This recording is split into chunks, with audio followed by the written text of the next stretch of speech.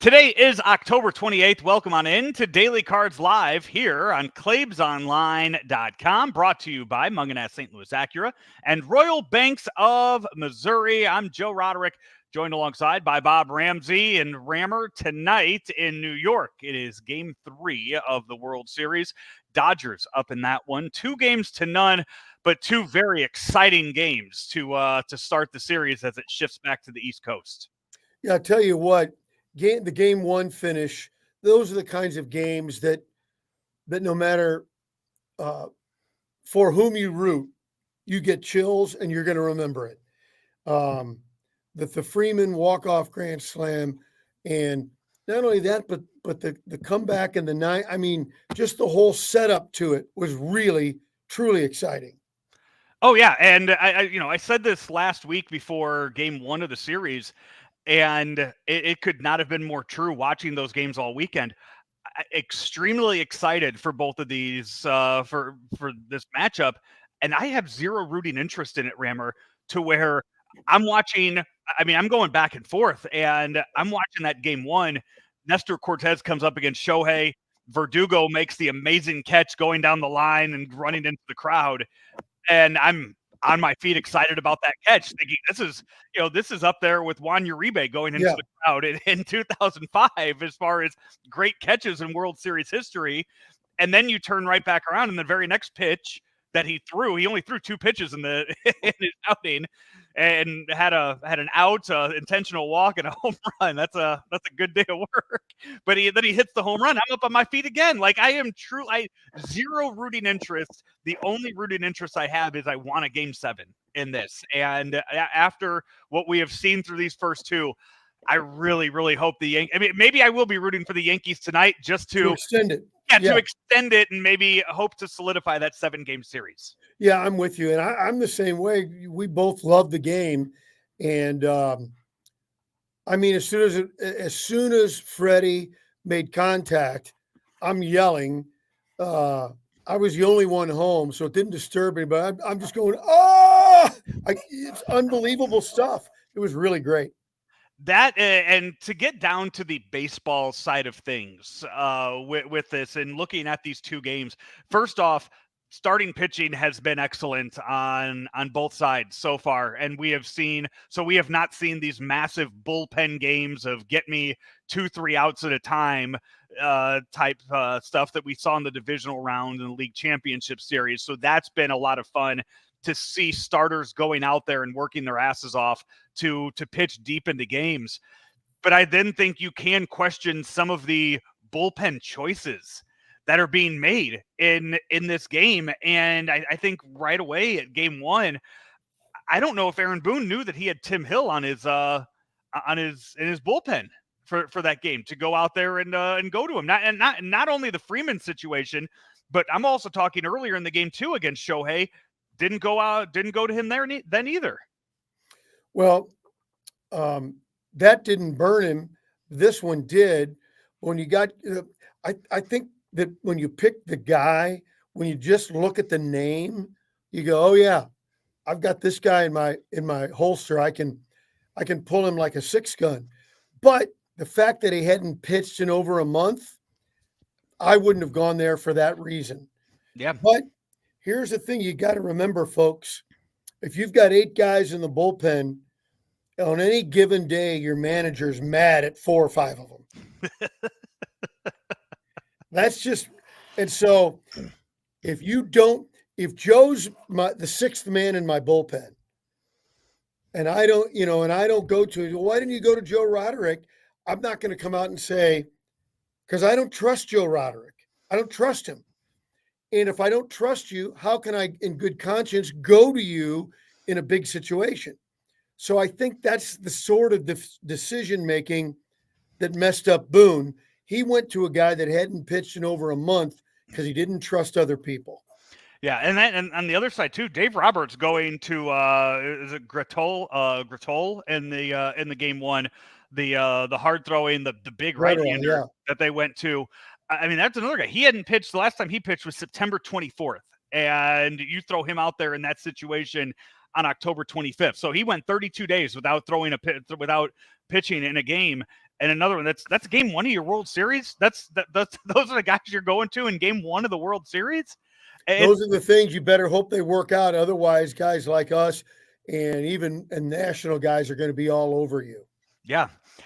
Biggest thing right now, the biggest thing to watch right now is the bat of Aaron Judge. 11 games right now into the postseason. 11 games so far, and Aaron Judge has yet to show up in this postseason. Yeah, he has 2 home runs in here, but batting 150 right now in the playoffs so far for the Yankees. 150 batting average, and that's with 19 strikeouts on that as well, and 40 at bats. So half of these at bats he's swinging and missing. Mm-hmm. Yeah. Yeah. For critics, you got to remember how hard hitting is, and you could take any 40 at bat segment of a season for almost any player in history. Not all, but almost. And you can find a section where they're messed up and they can't get through it. Unfortunately for Judge, going back 25 years ago, Barry Bonds, and if we did just a little bit of research, which I don't do, no, with a little bit of research, you could find a guy. Go back and look at Ted Williams in his one World Series. Didn't do much. Stan didn't do much. Now, they didn't go half of their at bats strikeouts. I get it. That's way worse. What I'm saying is it's really hard. So if you're one of those people that's really mad at at Judge, ask Dave Roberts, would he trade Edman for Judge right now? And ask Boone, would he trade Judge for Edman right now? And we both know both managers would take Judge like that. Don't we? This is not the first time that Aaron Judge has struggled in the postseason. Last year, or 2 years ago in 2022, in 9 games, he hit 139 in 36 at bats with 15 strikeouts. Prior to that, 9 games in 2019, hit 265 in that postseason. And then in 2017, in 13 games and 48 at bats, he only hit 188 with 27 strikeouts. And that did have a good year. 2018, 5 games, hit 421 in that series. So I'm not going to leave out the good while also throwing in all the bad. But it's a trend. I mean, when you look at all those numbers, it's a trend. And there's a reason why one guy has the nickname Mr. October and Jeter has the nickname Mr. November. And there's a reason why we remember the name of David Freese all these years after. I mean, those are guys that came up big in clutch situations. Aaron Judge, to this point in his postseason career, has not done that. Well, you mentioned though he has had some good series and he has had some big games.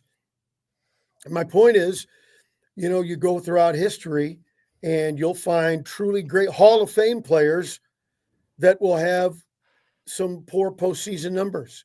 Yeah. It's just how baseball is. Yeah. Tonight, we will see Clark Schmidt take the mound for the Yankees. He will go up against Walker Buehler. Walker Buehler 0-1 with an ERA of 6 in the postseason, but it has put together in one of those games, has had one of the best outings I think we've seen of all of the postseason so far.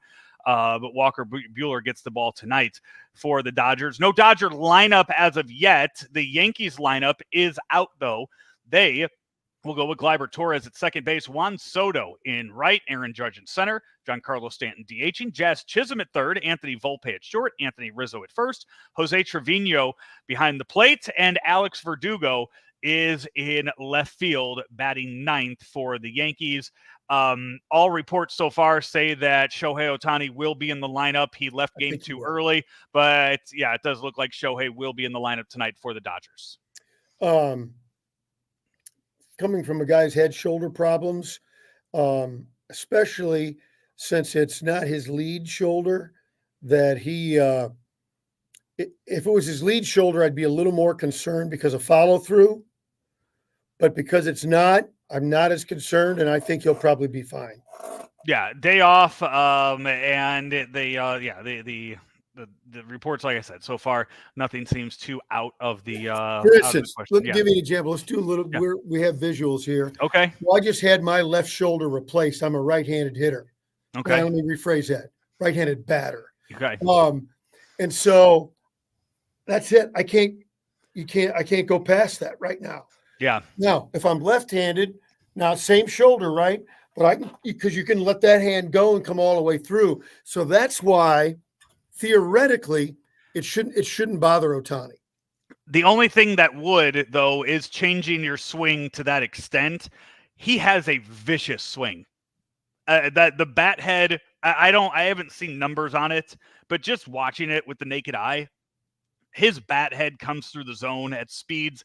It's faster than Giancarlo Stanton. I mean, I really he has the fastest hands in baseball. What I'm saying is that shouldn't change that, because you don't change anything till you already. I mean, you're well through your zone. Now, do you want to hang on to the bat all the way through? Because he likes to finish up. Does he come through and let it go? Now, on the other hand, if he's in a lot of pain and they're just downplaying it, that changes what I'm saying. Yeah. Game tonight, same time as all the others. It'll be a 7:08 Central start time. Walker Buehler against Clark Schmidt tonight for Yankees-Dodgers Game 3 in New York. Look forward to seeing all the stars that the New York crowd brings out. It's fun to see all the celebrities that are in the crowd for the Dodgers on the Dodgers side of things. Yep. Now you head over to New York. We'll get a whole new batch of them out there at Yankee Stadium tonight for that game. Yeah, I'm really looking forward to it. This is a game I'll be able to – I've had to mix and match with my TV and other work and catching highlights later and all that. Tonight, I get to lock in and grind, and I can't wait. That game tonight, again, at 7:08. We will be back again this week for another edition of Daily Cards Live, brought to you, as always, by Royal Banks of Missouri and Munganast St. Louis Acura. Rammer, tell us a little more about Royal Banks. Royal Banks, for better service means better banking. Don't forget, go online, royalbanksofmo.com. The Economic Forecast Breakfast is coming up very soon, next month. You want to be on hand for that if you're a business owner. And then, of course, their Christmas Club is now available. 314-212-1500, Royal Banks of Missouri. He's Bob Ramsey. I'm Joe Roderick. Talk to you next time right here on Daily Cards Live. Munganast St. Louis Acura has the vehicle you want, like the all-new 2025 MDX. Get the new 2024 RDX with financing as low as 3.9% or lease with no down payment and just $459 a month. Lease the electrified 2024 Acura ZDX for just $589 per month with zero down. We also have over 100 Acura certified pre-owned vehicles in stock. Munganast St. Louis Acura, better than ever for you.